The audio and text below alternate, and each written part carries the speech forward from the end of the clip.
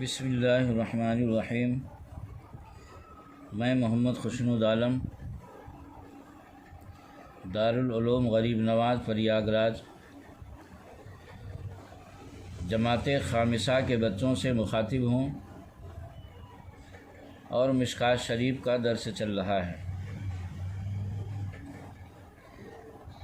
بسم اللہ الرحمن الرحیم۔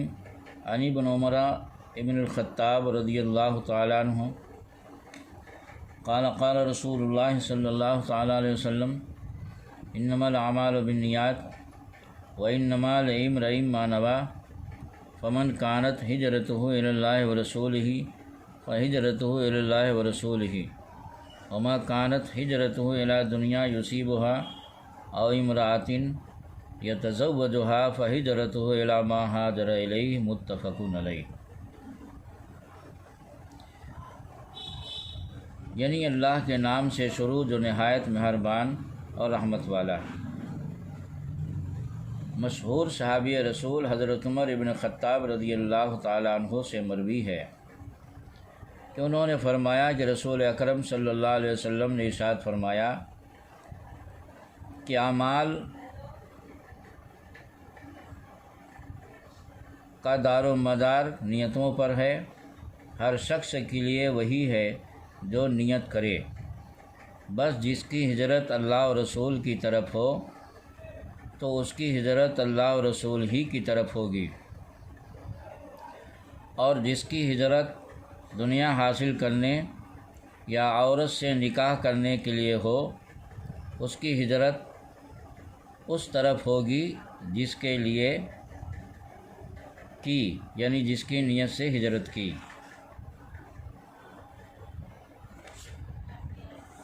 اس حدیث میں راوی حضرت عمر ابن خطاب رضی اللہ تعالیٰ عنہ ہیں۔ آپ کا نام شریف عمر ابن خطاب یعنی والد کا نام خطاب تھا، اور دادا کا نام نفیل، کنیت ابو حفص، لقب فاروق اعظم، خطاب امیر المومنین۔ آپ قرشی ہیں، ادبی ہیں، کعب ابن لوی میں حضور سے مل جاتے ہیں۔ آپ کے فضائل بے حد و بے شمار ہیں۔ جلیل القدر صحابی، قدیم الاسلام مومن ہیں۔ آپ کے ایمان سے مسلمانوں کا 40 کا عدد پورا ہوا۔ آپ کے ایمان لانے پر فرشتوں میں مبارکباد کی دھوم مچی اور یہ آیت اتری کہ یا ایھا النبی حسبک اللہ ومن اتبعک من المؤمنین، اے نبی آپ کو اللہ اور جو آپ کی پیروی کرنے والے مومن ہیں وہ کافی ہیں۔ ابو بکر صدیق رضی اللہ تعالی عنہ کے بعد 13 ہجری میں آپ کی بیعت کی گئی۔ آپ کے زمانہ میں اسلام بہت پھیلا، بہت ممالک فتح ہوئے۔ قرآن کریم کی بہت سی آیتیں آپ کی رائے کے مطابق اتریں۔ 20 سال 6 مہینے خلافت کی، 63 سال عمر شریف ہوئی۔ 26 ذی الحجہ 23 ہجری کے دن مسجد نبوی محراب النبی میں مصلی مصطفیٰ پر نماز فجر پڑھاتے ہوئے شہید کیے گئے۔ مغیرہ ابن شعبہ کے یہودی غلام ابو لولو نے خنجر کا وار کیا۔ آپ کی شہادت پر در و دیوار سے اسلام کے رونے کی آواز آتی تھی کہ آج اسلام و مسلمین یتیم ہو گئے۔ حضرت صہیب نے آپ کی نماز جنازہ پڑھائی۔ گنبد خضرا میں پہلوئے مصطفیٰ میں دفن ہوئے۔ آپ کی روایتیں 537 ہیں، یعنی حضرت عمر رضی اللہ تعالیٰ عنہ نے جو حدیثیں روایت کی ہیں ان کی تعداد 537۔ اس حدیث شریف میں ہے انما الاعمال بالنیات، اعمال کا دار و مدار نیتوں پر ہے۔ عمل کے ارادہ کو بھی نیت کہتے ہیں اور اخلاص کو بھی نیت کہتے ہیں، یعنی عمل کی نیت کرنا، ارادہ کرنا، یہ نیت کہلاتا ہے، اور اخلاص کا مطلب ہے کہ کوئی کام اللہ اور رسول کی رضا کے لیے کرنا۔ پہلا معنی امام شافعی رحمۃ اللہ علیہ نے مراد لیا ہے، اور دوسرا معنی یعنی اخلاص امام اعظم رحمۃ اللہ علیہ مراد لیا ہے۔ لہذا اسی لیے امام شافعی رحمۃ اللہ علیہ نے نماز کی طرح یعنی عبادت محضہ میں جس طرح ان کے ہاں نیت ضروری ہے، اسی طرح عبادت غیر محضہ وضو میں بھی انہوں نے نیت کو ضروری قرار دیا۔ امام اعظم رحمۃ اللہ علیہ نے فرمایا کہ عبادت محضہ میں تو نیت ضروری ہے، لیکن عبادت غیر محضہ میں اگر نیت نہ کی گئی تب بھی وضو ہو جائے گا، کیونکہ وضو عبادت غیر محضہ۔ ہاں رہا اخلاص، تو اس حدیث میں وہ اخلاص مراد لیتے ہیں، اور اخلاص کا مطلب یہ ہے کہ اللہ کی رضا کے لیے کام کرنا۔ لہذا اللہ کی رضا کے لیے اگر کوئی وضو اور غسل کرتا ہے یا گندا جسم، گندا کپڑا وغیرہ اس لیے پاک کرتا ہے کہ ہم نماز پڑھیں گے، اللہ راضی ہوگا، تو اس نیت سے اس کو ثواب ملے گا۔ لہذا اخلاص جب مراد لیں گے تو انما الاعمال بالنیات اپنے عموم پر ہوگا، یعنی اعمال کے ثواب کا دار و مدار اخلاص پر ہے۔ یہ ہے کہ جو ہجرت میں اللہ رسول کی خوشنودی کی نیت کرے اس کی ہجرت واقعی اللہ رسول کی طرف ہی ہوگی، لہذا حدیث میں دوڑ نہیں۔ اس سے معلوم ہوا کہ عبادات میں رضائے رب کے ساتھ حضور کی رضا کی نیت شرک نہیں ہو سکتی، بلکہ عبادت کو کامل کرتی ہے۔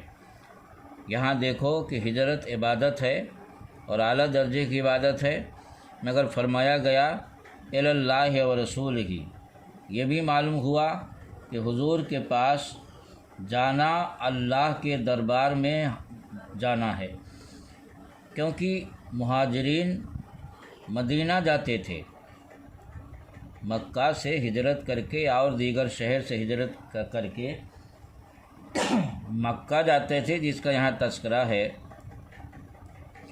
اور ظاہر سی بات ہے مدینہ جاتے تھے جس کا یہاں تذکرہ ہے، تو مدینہ حضور صلی اللہ علیہ وسلم مدینہ میں تشریف فرما تھے، وہاں جانے کو اللہ کے پاس جانا قرار دیا گیا۔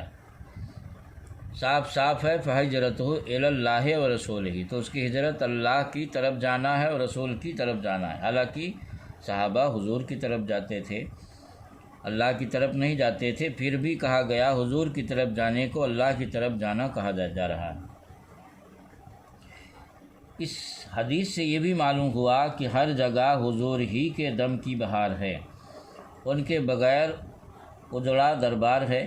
دیکھو مکہ معظمہ میں رہنا عبادت ہے، وہاں کی ایک نیکی 1,00,000 نیکی کے برابر ہے، مگر جب حضور صلی اللہ علیہ وسلم وہاں سے مدینہ منورہ چلے گئے یعنی ہجرت کر کے، تو اگرچہ وہاں کعبہ، مزدلفہ، منی، عرفات وغیرہ سبھی کچھ تھا حضور کے جانے کے بعد بھی، مگر سب کچھ رہنے کے باوجود وہاں رہنا گناہ قرار پایا، اور وہاں سے نکل جانا یا ہجرت کر جانا فرض ہو گیا، وہاں سے ہجرت ضروری ہو گئی۔ پھر جب وہاں حضور کی تجلی ہو گئی، یعنی مکہ فتح ہو گیا، حضور صلی اللہ علیہ وسلم وہاں پر تجلی فرمائے، پھر وہاں رہنا عبادت قرار پایا۔ اور فرمایا کہ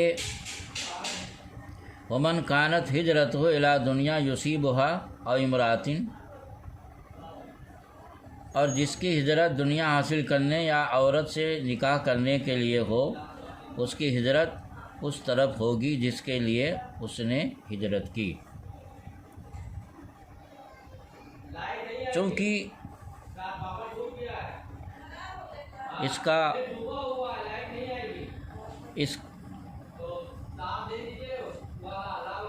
اس حدیث کے اس ٹکڑے کی تشریح کی جاتی ہے کہ انصار مدینہ نے مہاجرین کی ایسی دائمی شاندار مہمانی کی کہ سبحان اللہ، یعنی جو صحابہ مکہ سے یا اور آس پاس سے ہجرت کر کے مدینہ شریف گئے تو مہاجرین کی ایسی مہمانی کی، انہیں اپنے گھروں، باغوں، زمینوں میں برابر کا حصہ دار بنا لیا، حتیٰ کہ اگر کسی انصاری کی 2 بیویاں تھیں تو ایک کو طلاق دے کر مہاجر بھائی کے نکاح میں دے دی۔ اندیشہ تھا چونکہ کہ کوئی زمین، مکان یا عورت کی لالچ میں ہجرت کرے اور سوچے کہ ہم بھی ہجرت کریں تاکہ انصاری بھائی ہمیں بھی اپنے کھیت باغ وغیرہ میں حصہ دار بنا دیں۔ تو اس لیے حضور صلی اللہ علیہ وسلم نے یہ ارشاد فرمایا کہ جس کی ہجرت دنیا کمانے کے لیے یا عورت حاصل کرنے کے لیے ہوگی اسے ثواب نہیں ملے گا۔ حدیث کے اس ٹکڑے سے یہ دلیل معلوم ہوئی، اور یہ ٹکڑا اس بات کا قرینہ ہے کہ انما الاعمال بالنیات میں نیت یعنی ارادہ مراد نہیں بلکہ اخلاص مراد ہے، جیسا کہ حناف نے مراد لیا۔ لہٰذا حضور صلی اللہ علیہ وسلم اس مضمون سے معلوم ہے کہ حضور صلی اللہ علیہ وسلم نے فرمایا کہ جس کی ہجرت دنیا کمانے یا عورت کمانے کے لیے ہوگی تو اس کی ہجرت اسی کے لیے ہوگی، یعنی اسے ثواب نہیں ملے گا۔ اس مضمون سے معلوم ہوا کہ یہاں النیات میں نیت بمعنی ارادہ فعل نہیں ہے بلکہ بمعنی اخلاص ہے، یعنی یہ اس بات پر قرینہ ہے یہ ٹکڑا۔ ریاکار مہاجر بھی مہاجر کہلائے گا یعنی ظاہر میں، مگر ثواب نہ پائے گا کیونکہ اخلاص نہیں نیت میں، جیسا کہ ہجرت ہو سے معلوم ہوا۔ صاحب مشکات ولی الدین محمد علیہ الرحمہ نے شروع کتاب میں یہ حدیث ہم کو سمجھانے کے لیے لکھی، یعنی کتاب الایمان، اعمال سے پہلے ایمان کا بیان ہے، اور ایمان سے بھی پہلے اس حدیث کو صاحب مشکات نے اس لیے لکھی تاکہ ہم کو سبق اور درس حاصل ہو، اور انہوں نے یہ بتانا چاہا کہ میری کتاب اخلاص سے پڑھنا، محض دنیا کمانے کے لیے نہ پڑھنا، اپنی دلی کیفیت پر ہم کو مطلع فرمایا کہ میں نے یہ کتاب اخلاص سے لکھی ہے، شہرت یا مال مقصود نہ تھا، یہ حدیث میرے پیش نظر تھی، لہذا جو مشکات شریف یعنی میری کتاب پڑھے اسے بھی چاہیے کہ وہ ثواب کمانے کے لیے اس کتاب کو پڑھے پڑھائے، دنیا کمانے کے لیے نہیں۔